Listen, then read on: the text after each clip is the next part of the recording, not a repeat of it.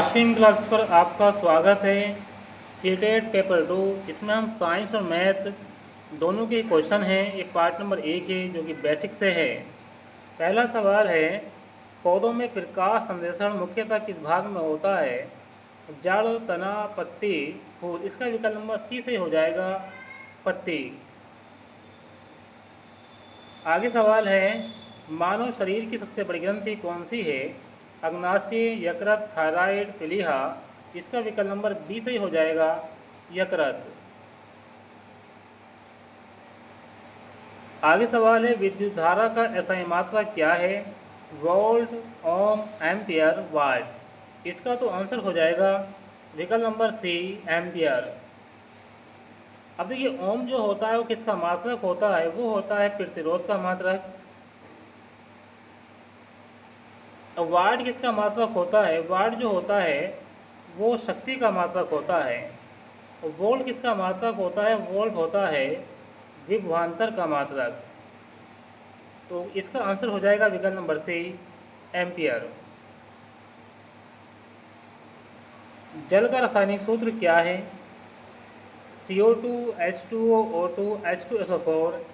इसका आंसर हो जाएगा विकल्प नंबर बी, H2O। विकल्प नंबर ए जो है वो लिखा हुआ है कार्बन डाइऑक्साइड। विकल्प नंबर सी जो है ये ऑक्सीजन का हो जाएगा। और विकल्प नंबर डी हो जाएगा सल्फ्यूरिक अम्ल, या इसको कह सकते हैं हाइड्रोजन सल्फाइड। विकल्प नंबर बी जो है इसका आंसर सही हो जाएगा, H2O। ध्वनि निर्वात में क्यों नहीं चलती? अधिक तापमान के कारण, कम दाब के कारण, माध्यम का अभाव, अधिक वेग के कारण। देखिए, ध्वनि जो है नहीं चलती, विकल्प नंबर सी इसका सही हो जाएगा, माध्यम का अभाव। यानी कि ध्वनि जो है, ध्वनि को चलने के लिए जो है माध्यम की आवश्यकता होती है, इसलिए विकल्प नंबर इसका सी सही हो जाएगा, माध्यम का अभाव। आगे सवाल है, रक्त का लाल रंग किसके कारण होता है? Chlorophyll, haemoglobin, plasma, platelets. इसका विकल्प नंबर बी सही हो जाएगा, हीमोग्लोबिन। अम्ल का नीले लिटमस पर क्या प्रभाव पड़ता है? देखिए, यहाँ पे बात चल रही है नीले लिटमस की। जब नीले लिटमस की बात करेंगे तो कायम बदल जाएगा, ये बदल जाएगा, रेड में बदलेगा। इसका विकल्प नंबर जो है ए सही हो जाएगा, लाल। बल का एसआई मात्रक है जूल, न्यूटन, वाट, पास्कल। देखिए, जूल जो मात्रक होता है वो कार्य का हो जाएगा, वाट जो मात्रक होता है वो शक्ति का हो जाएगा, पास्कल जो मात्रक होता है वो होता है दाब का। इसका विकल्प नंबर जो है बी सही हो जाएगा, न्यूटन। न्यूटन जो मात्रक होता है बल का होता है। आगे सवाल है, विटामिन डी का मुख्य कार्य क्या है? रक्त का थक्का बनाना, हड्डियों को मजबूत करना, दृष्टि बढ़ाना, रोग प्रतिरोधक क्षमता बढ़ाना। विकल्प नंबर इसका जो है बी सही हो जाएगा, हड्डियों को मजबूत करना। सबसे हल्की गैस कौन सी है? Oxygen, nitrogen, hydrogen, carbon dioxide. इसका विकल्प नंबर सी सही हो जाएगा, हाइड्रोजन। पौधे मिट्टी से जल का अवशोषण किसके द्वारा करते हैं? तना, जड़ रोम, पत्ती, फूल।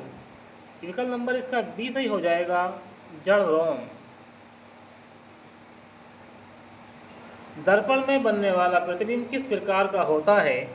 वास्तविक, आभासी, उल्टा, बड़ा। इसका विकल्प नंबर जो है बी सही हो जाएगा, आभासी। वायु में सबसे अधिक मात्रा किस गैस की होती है?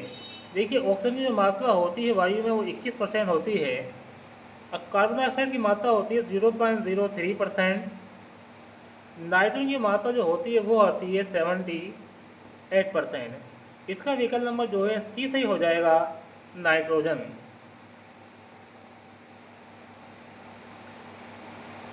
ओजोन परत पर किससे रक्षा करती है? ओजोन परत किससे रक्षा करती है? अवरक्त किरणों से, पराबैंगनी किरणों से, एक्स किरणों से, गामा किरणों से।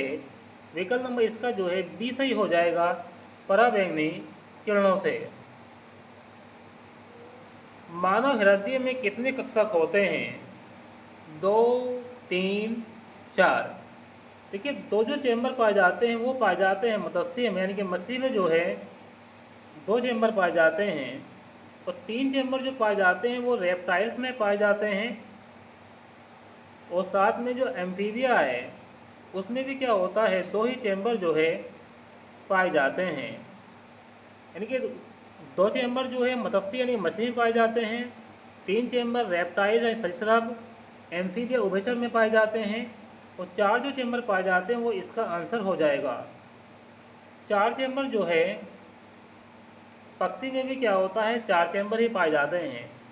2 चैम्बर जो है मत्स्य यानी कि मछली में पाए जाते हैं, 3 चैम्बर रेप्टाइल्स और एम्फीबिया में पाए जाते हैं, 4 चैम्बर जो है मानव और पक्षी वर्ग में, जो मानव और पक्षी में जो है पाए जाते हैं। विकल्प नंबर सी जो है इसका आंसर हो जाएगा। विद्युत बल्ब में कौन सी गैस भरी जाती है? Oxygen, nitrogen, argon, hydrogen. इसका विकल्प नंबर जो है सही हो जाएगा आर्गन। अब देखिए, आर्गन का जो प्रतीक होता है वो होता है Ar। आर्गन को जो है अकेले गैस तत्व या उत्कृष्ट गैस तत्व भी कहा जाता है। अकेले गैस तत्व क्यों कहते हैं? देखिए, आर्गन के जो परमाणु क्रमांक होता है वो कितना होता है, 18 होता है। यदि हम इसका इलेक्ट्रॉन विन्यास बनाएंगे तो ये बनेगा 2, 8, 8। यानी कि इसके बाह्य कोश जो होते हैं पोल वाले होते हैं, वो किससे क्या करते, क्रिया नहीं करते, इसलिए जो है इन्हें अकेले गैस तत्व भी कहा जाता है।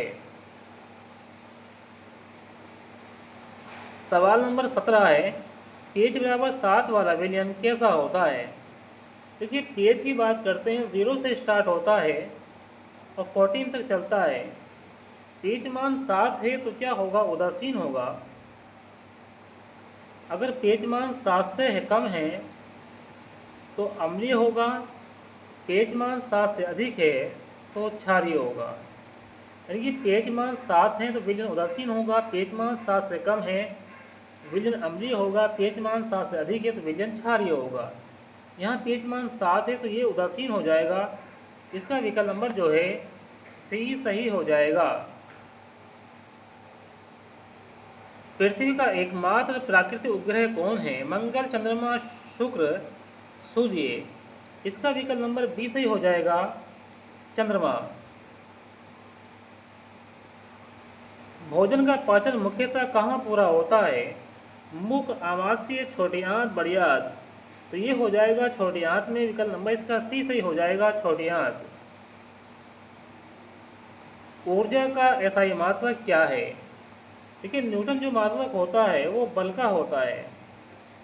जूल जो है ऊर्जा का इसका मात्रक हो जाएगा, और जूल जो है कार्य का मात्रक भी होता है, और वाट जो होता है वो शक्ति का मात्रक होता है, और पास्कल जो होता है वो दाब का मात्रक होता है। इसका विकल्प नंबर बी जो है जूल, वो इसका आंसर हो जाएगा। क्योंकि यहाँ से मैथ के सवाल शुरू हो गए हैं। मेरा 20% ऑफ जो है 250 है, तो ये सवाल लिखा हुआ है 20% का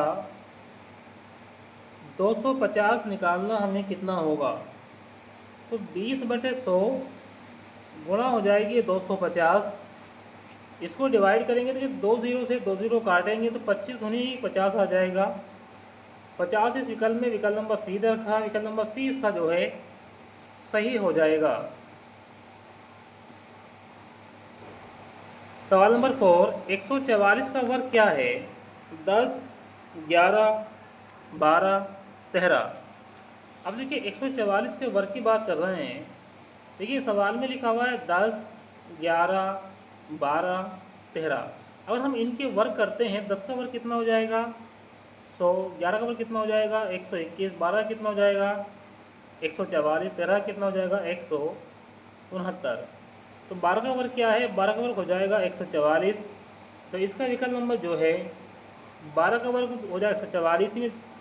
तो 12 का वर्गमूल क्या हो जाएगा? वर्गमूल हो जाएगा इसका 144 का जो वर्गमूल होगा वो होगा 12। इसका विकल्प नंबर जो है सी सही हो जाएगा 12।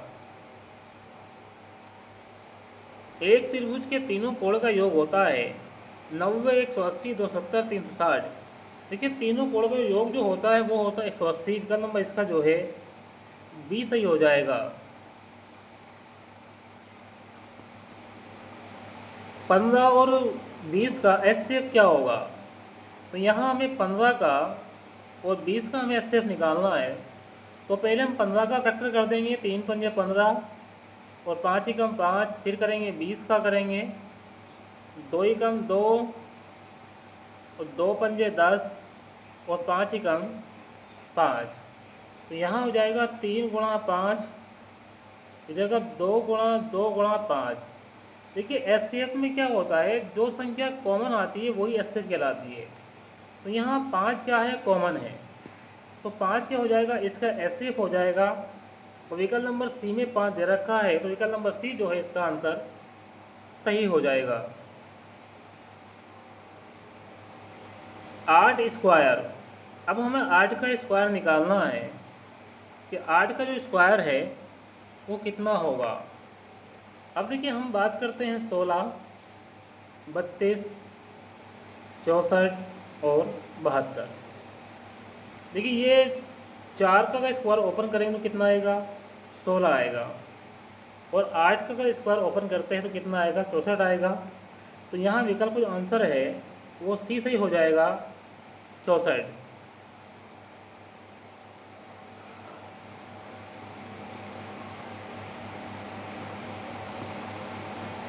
यदि किसी वस्तु का क्रय मूल्य 400 रुपये तथा विक्रय मूल्य 480 रुपये है तो लाभ प्रतिशत क्या होगा।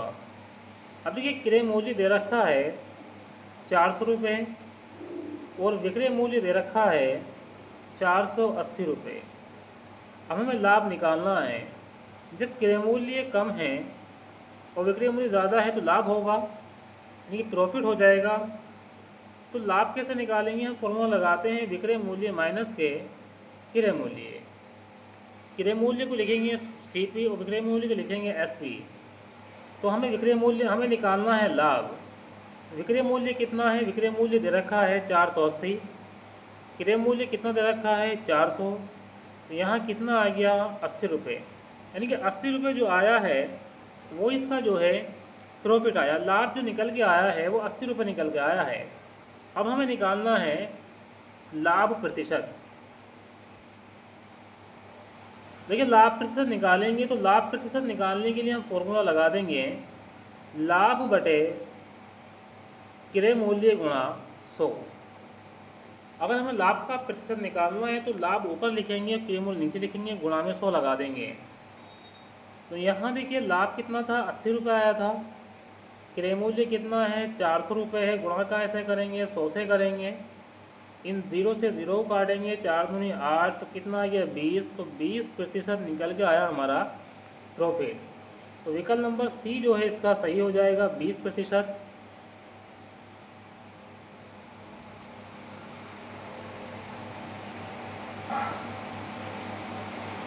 0.75 को भिन्न में लिखें। तो ये लिखा हुआ 0.75। अब यहाँ से पॉइंट हटाएंगे। देखिए पॉइंट के आगे जितनी संख्या होती है उतने ही क्या करेंगे, एक के आगे 0 लगा देंगे। कितनी डिजिट है यहाँ पे, एक, 2 संख्या है, 2 0 हमने लगा दिए हैं, ये हो गया। अब इसको डिवाइड करेंगे, 25 दिया 75 और 25 चौका 100। तो डिवाइड करने के बाद आया है 3/4। 3/4 विकल्प नंबर बी में है, तो विकल्प नंबर बी जो है सही आंसर हो जाएगा।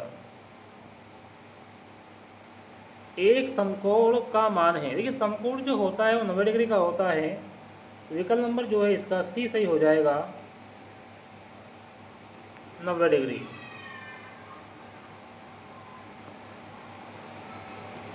7 गुणा 9 कितना हो जाएगा, 7 गुणा 9 करेंगे तो 7 9 63 आ जाएगा।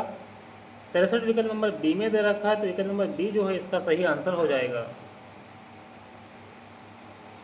यदि किसी वृत्त की त्रिज्या 7 सेंटीमीटर है तो उसका व्यास क्या होगा। देखिए हमें व्यास निकालना है। व्यास जो होता है ना वो त्रिज्या का दुगना होता है। तो हमें व्यास निकालना है, त्रिज्या दे रखी 7 और 2 से गुणा कर देंगे, 7 दूनी 14, सेंटीमीटर आ जाएगा। विकल्प नंबर डी जो है इसका सही आंसर हो जाएगा।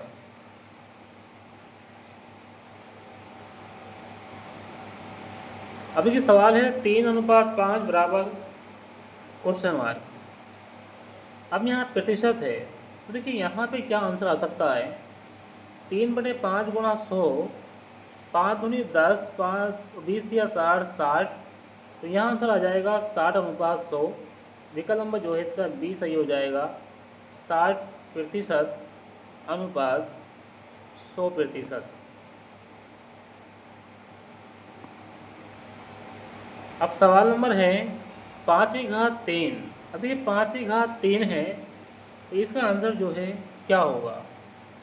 5×3 का मतलब हो जाएगा, हम 5 को जो है 3 बार गुणा में लिखेंगे।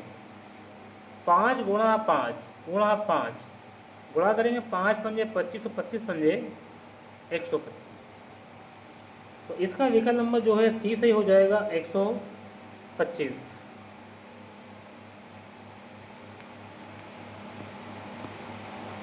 1 किलोमीटर बराबर होता है मीटर के। देखिए 1 किलोमीटर की हम बात करते हैं तो इसमें जो होते हैं वो 1000 मीटर होते हैं। यहीं अगर 1 किलोग्राम की बात करें तो उसमें जो होते हैं 1000 ग्राम होते हैं। 1 किलोमीटर में 1000 मीटर होते हैं और 1 किलोग्राम में 1000 ग्राम होते हैं।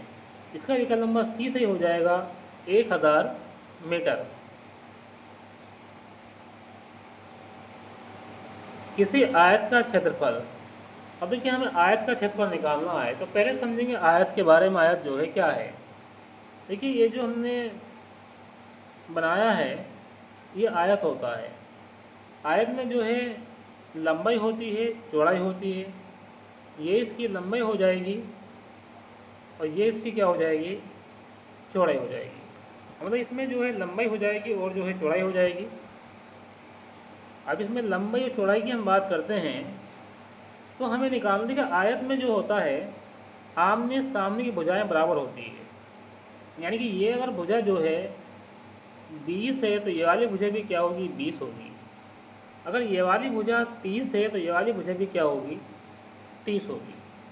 मतलब लंबाई अगर 30 है ये वाली तो ये भी 30 होगी। ये अगर चौड़ाई 20 है तो ये भी क्या होगी, 20 होगी।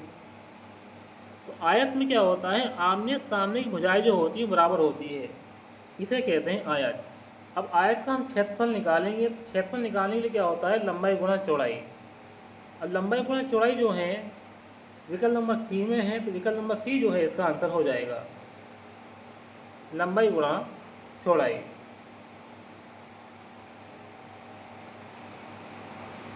अट्ठारह, 24 और 30 का हमें एलसीएम क्या है। अब देखिए हमें एलसीएम निकालना है। इसको एक साथ भी निकाल सकते हैं, अलग अलग भी निकाल सकते हैं। अब देखिए 18 का अगर एलसीएम निकालें, पहले हम 18 के करते हैं तो 2 से करेंगे, 2 9 18 और 3 दिया 9 और 3 एकम 3। ठीक है, 2 से काटा, फिर 2 से नहीं कटेगा, 3 से काटा, 3 से काटा, लास्ट में 1 आ गया। अब यहाँ हम 24 का निकालें तो 2 एकम 2, 2 दूनी 4। देखिए इकाई का अंक 2 से 2 है, 2 से कट जाएगी संख्या। 2 छंग 12, 6 भी 2 से कट जाएगा, 2 तिया 6। तो 3 जो है 1 से कटेगा, 3 एकम 3। अब क्या हो गया, अब यहाँ बचा 30। हमें 30 का क्या करना है, एलसीएम निकालना है। तो यहाँ हो जाएगा, 2 से करेंगे, 2 एकम 2, 2 पंजे 10। अभी देखिए 2 से नहीं कटेगा, 3 से काटेंगे, 3 पंजे 15, इसे 5 से काटेंगे। तो ये कितना आ गया, ये हो गया 2 3 3, ये हो गया 2 3 5, ये 2 2 2 और 3। तो यहाँ हमें क्या करना है, यहाँ हम लिख लेते हैं इसको कि 2 गुणा 3 गुणा 3। ये हो गया पहले वाले का 18 का। अब हम लिख लेते हैं 18 के बाद संख्या है 24 है। ये आ गया 2 गुणा 2 गुणा 2 गुणा 3। अब हम लिखें इस तीसरे वाले का लिखें, तो यहाँ लिखा हुआ 2 गुणा 3 गुणा 5। यहाँ पे लिखा हुआ है 2 गुणा 3 गुणा 5।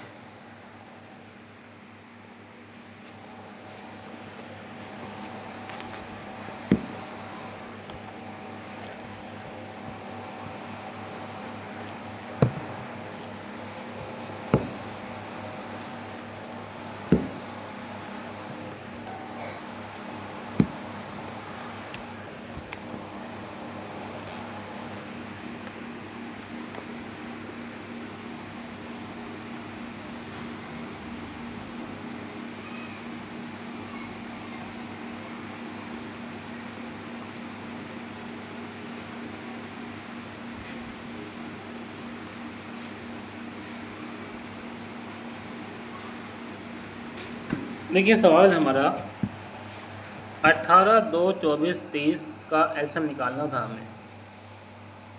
अब देखिए इसका एलसीएम 18 का कितना एलसीएम आया था।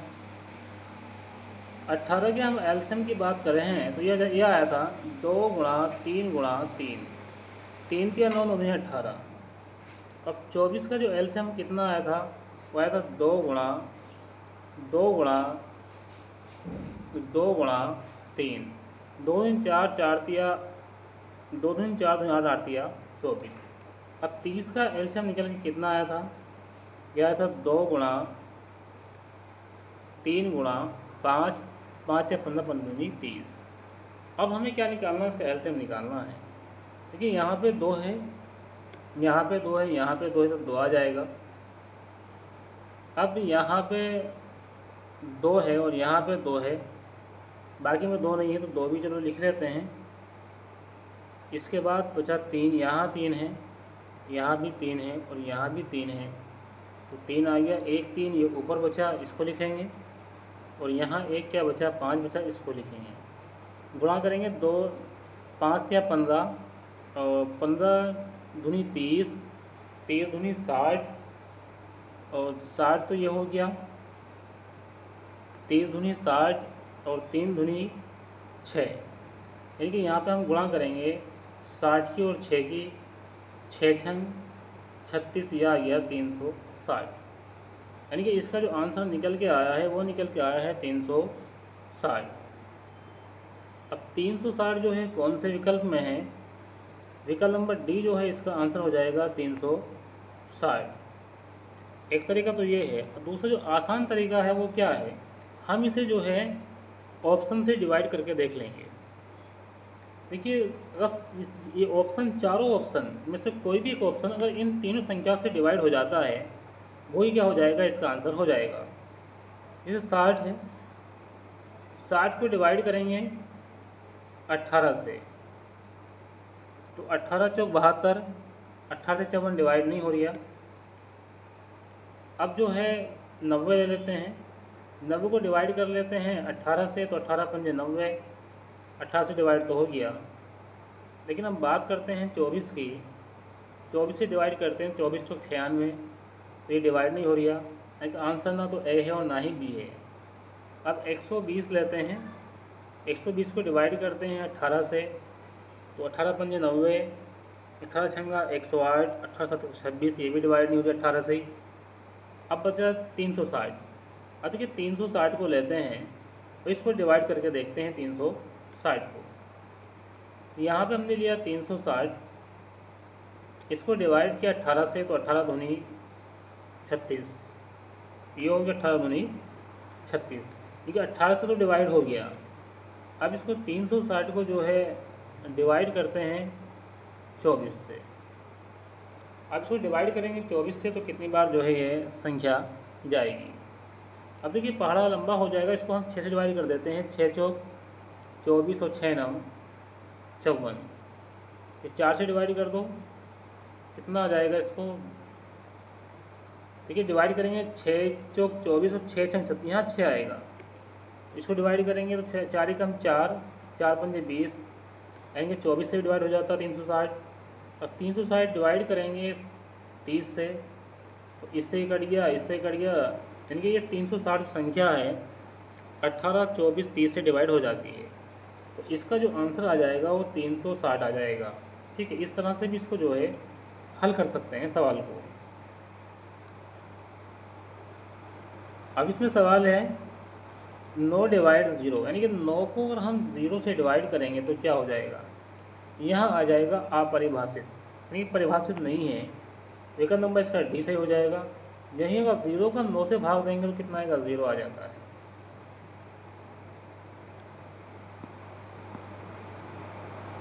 45 का 40%,